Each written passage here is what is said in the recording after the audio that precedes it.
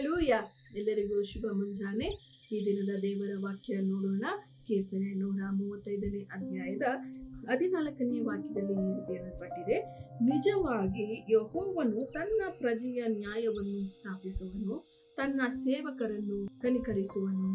ಹೌದು ಪ್ರಿಯರೇ, ಇಲ್ಲಿ ಕೀರ್ತನೆಗಾರನು ಹೇಳುವ ಹಾಗೆ ನಿಜವಾಗಿ ಯೆಹೋವನು, ಯಾವ ಮನುಷ್ಯರ ಒಂದು ವಾಗ್ದಾನವು ನೆರವೇರದೇ ಇರಬಹುದು, ಆದರೆ ದೇವರು ಕೊಡುವಂತಹ ವಾಗ್ದಾನ ಸದಾ ಕಾಲವು ನಿಮ್ಮೊಟ್ಟಿಗೆ ಇರುವಂಥದ್ದು ಮತ್ತು ಅದು ನೆರವೇರುವಂಥದ್ದಾಗಿದೆ.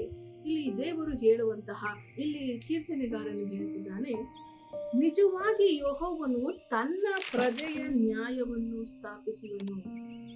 ಹೌದು ಪ್ರಿಯರೇ, ನೀವು ದೇವರ ಹಾದಿಯಲ್ಲಿ ನಡೆಯುವಾಗ ಅನೇಕ ಅನ್ಯಾಯಗಳಲ್ಲಿ ನೀವು ಹಾದು ಹೋಗಿರಬಹುದು, ಆದರೆ ಹೆದರಬೇಡ್ರಿ, ಕುಂದು ಹೋಗಬೇಡ್ರಿ. ಯಾಕಂತಂದ್ರೆ ದೇವರೇ ನಿಮ್ಮ ನ್ಯಾಯವನ್ನು ಸ್ಥಾಪನೆ ಮಾಡುವಂತವನಾಗಿದ್ದಾನೆ. ನಿಮಗೆ ನ್ಯಾಯವನ್ನ ದೊರಕಿಸಿ ಕೊಡುವಾತನು ದೇವರಾಗಿದ್ದಾನೆ.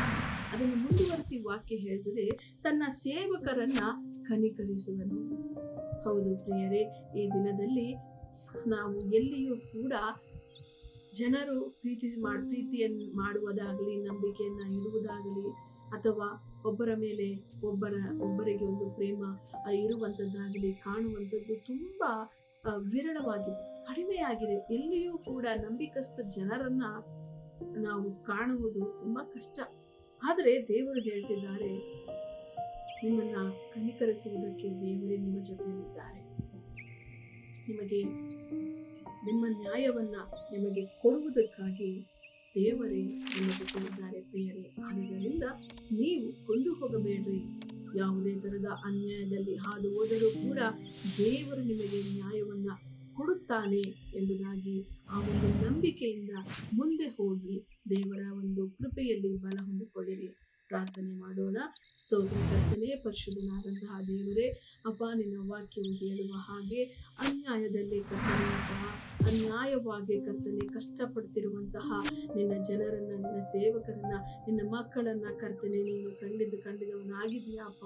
ಅವರೆಲ್ಲರಿಗೂ ನ್ಯಾಯವನ್ನ ನೀನು ದೊರಕಿಸಿಕೊಡು ಕರ್ತನೆ. ನೀನು ವಾಗ್ದಾನ ಮಾಡಿದಾತನು ನಂಬಿಗಸ್ತನು ಅಪ್ಪ. ನಿನ್ನ ಸೇವಕರನ್ನ ಕರುಣಿಸುವಂತವನಾಗು ಕರ್ತನೆ. ಅನೇಕ ಅನ್ಯಾಯಗಳಲ್ಲಿ ಸ್ವಾಮಿ, ಅನೇಕ ಕರ್ತನೆ ಬೇಡವಾದಂತಹ ಕಾರ್ಯಗಳಲ್ಲಿ ಹಾದು ಹೋಗುತ್ತಿದ್ದಾಗಲೂ ಕೂಡ ನೀನು ಅವರಿಗೆ ಭರವಸೆಯಾಗಿದ್ದು ಅವರ ನಿರೀಕ್ಷೆಯನ್ನ ಪೂರೈಸು ಕರ್ತನೆ. ಅವರನ್ನು ಆಶೀರ್ವದಿಸು. ಯಾವುದೇ ರೀತಿಯ ಕೊರತೆಗಳು ಅವರಿಗೆ ಉಂಟಾಗದ ಹಾಗೆ ಅವರ ಎಲ್ಲ ಕೊರತೆಗಳನ್ನ ನೀಗಿಸಿ ಅವರಿಗೆ ಬೇಕಾಗಿರುವಂತಹ ಎಲ್ಲವನ್ನ ನೀವೇ ಕೊಡಬೇಕಾಗಿ ಯೇಸು ಕ್ರಿಸ್ತನ ನಾಮದಲ್ಲಿ ಪ್ರಾರ್ಥಿಸಿ ಬೇಡಿ ಹೊಂದಿದ್ದೇನೆ ಕರ್ತನೆ.